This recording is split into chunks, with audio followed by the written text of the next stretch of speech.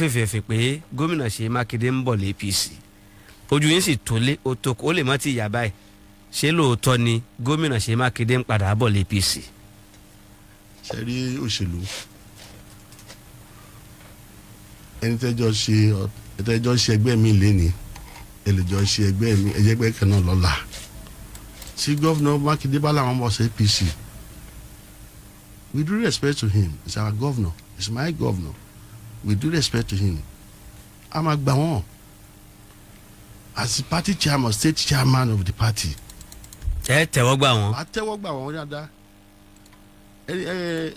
alága ẹgbẹ́ máa fẹ́ gẹ́gbẹ́ wọn kún ni at least wọ́n máa bọ̀ wọ́n máa kó yẹn bọ̀ so báyà wọ́n ń bọ̀ o báyà wọ́n wà ó wà lọ́wọ́ gọ́vnà bẹ̀tà wá tó bá fẹ́ máa bọ̀ kó máa bọ̀ bẹ̀tà ẹni pé mo sọ̀rọ̀ kan ní ìyá ìgò mo sọ fún yín pé gọ́vnà gan-an yọ padà wá join APC ẹni tí mo fi nǹkan sẹ́nu ni mo ní no nǹkan tó lóṣèlú bá ti wo ṣàṣù nǹkan á mọ tó máa happen.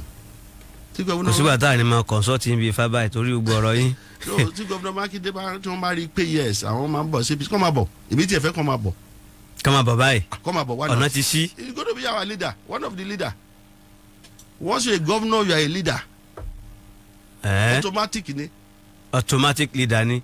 That is the truth. Kò sí nǹkan ká máa bára sọ tọrọ. ẹ já lọ polówó ọjà.